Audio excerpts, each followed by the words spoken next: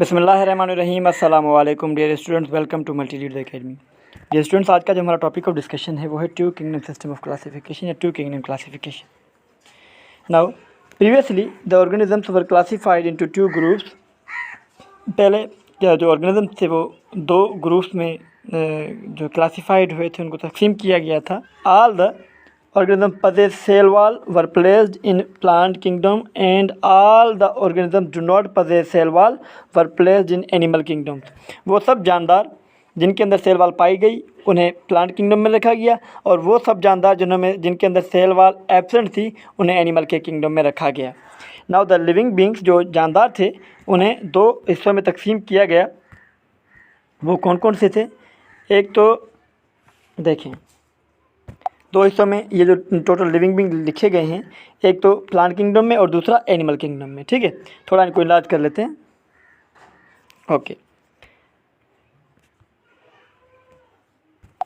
अब देखें ये प्लांट्स और ये एनिमल्स दोनों में फ़र्क देखें। सबसे पहले हम अगर लोकोमोशन को देखें दोनों के अंदर, तो लोकोमोशन और मूवमेंट में थोड़ा फ़र्क है।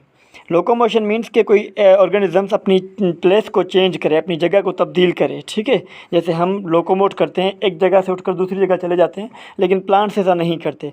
तो हमारे अंदर प्रेजेंट होती है लोकोमोशन और प्लांट्स के अंदर एब्सेंट। फिर अगर हम रिस्पॉन्स टू एक्सटर्नल स्टिमुलाई करें कि बाहर जो तब्दीली आती है तो रिस्पॉन्स हम कैसे देते हैं और प्लांट्स कैसे देते हैं। मैं मिसाल लूँगा हमारा, अगर हम देखें बाहर धूप में बैठे हुए, अगर गर्मी होगी तो हम फ़ौरन वहाँ से उठ जाएंगे। लेकिन अगर प्लांट्स सूरजमुखी की बात करें तो वो सूरज की तरफ अपना जो प्लांट का जो फ्लावर है उसका मुंह सूरज की तरफ होता है, तो वो जो मूवमेंट होती है वो बिल्कुल स्लो होती है। ठीक है, तो प्लांट्स के अंदर जो मूवमेंट पाई जाती है, रिस्पॉन्स पाया जाता है एक्सटर्नल स्टिमुलाई का, वो स्लो होता है और एनिमल्स के अंदर फास्ट होता है। उसके अलावा मोड ऑफ न्यूट्रिशन की बात करें कि कौन से ऑर्गेनिजम्स खाते हैं और कौन से ऑर्गेनिज्म नहीं खाते। हम देखें, अब जितने भी जानवर हैं आप जाके देखें, वो चाहे मछली हो, चाहे परिंदा कोई हो, चाहे रेप्टाइल हो, चाहे मैमल हो, तो वो सब खाते हैं। ठीक है, लेकिन अगर आप प्लांट्स को देखेंगे तो आपने कभी प्लांट्स को कुछ खाते हुए नहीं देखा। वो अलग बात है, कुछ ऐसे प्लांट्स हैं जिन्हें हम इंसेक्टिवोर्स कहते हैं, वो उनमें से कुछ न्यूट्रिएंट्स हासिल करते हैं, लेकिन इससे ये मुराद नहीं है कि वो कुछ खाते हैं। तो अब खाने के हवाले से बात करें तो जो एनिमल्स हैं वो ईट करते हैं और जो प्लांट्स हैं डू नॉट ईट। ठीक है, फिर अगर हम कंडक्टाइल एंड कॉन्ट्रैक्टाइल सिस्टम देखें, कंडक्टाइल और कॉन्ट्रैक्टाइल सिस्टम से मुराद है कि आप देखें हमारे अंदर कुछ कॉन्ट्रैक्टाइल सिस्टम्स होते हैं, आपका सर्कुलेटरी सिस्टम, डाइजेस्टिव सिस्टम्स, ऐसे ये सब सिस्टम्स, तो इनको कंडक्टाइल और कॉन्ट्रैक्टाइल सिस्टम्स कहते हैं।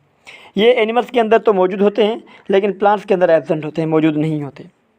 फिर आप सेल वाल की बात करें जिसकी बुनियाद पर इन दोनों को तकसीम किया गया है, तो जिनके अंदर पाई गई उन्हें प्लांट्स कहा गया और जिनके अंदर एब्सेंट थी उन्हें जो है वो एनिमल्स कहा गया।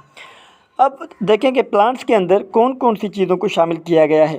प्लांट्स के अंदर बैक्टीरिया आ गया, ठीक है, उसके बाद अलजी आ गई, फंजाई आ गया, bryophytes, pteridophyte, gymnosperms and angiosperms. ठीक है, ये सब ऑर्गेनिजम्स शुरू में रखे गए थे प्लांट्स के अंदर, लेकिन बाद में जब आप क्लासिफिकेशन पढ़ेंगे तो इन सबको अलग किया गया। इसके बाद जो आने वाला लेक्चर होगा वो होगा 3 किंगडम क्लासिफिकेशन, फिर 4 किंगडम क्लासिफिकेशन, उसके बाद 5 किंगडम क्लासिफिकेशन। तो शुरू की बात कर रहे हैं, ये जो क्लासिफिकेशन ये शुरू में थी। ठीक है, और उसके बाद एनिमल्स के अंदर इन्वर्टिब्रेट्स को रखा गया, इंक्लूडिंग प्रोटोजोआ को भी इसके अंदर रखा गया था, लेकिन अभी आप देखें तो प्रोटोजोआ का अलग किंगडम है, वर्टिब्रेट्स को भी इनके अंदर रखा गया। ठीक है, तो ये थी 2 किंगडम क्लासिफिकेशन। मिलते हैं अगले लेक्चर में, तब तक अपना ख्याल रखिएगा। अल्लाह हाफिज़।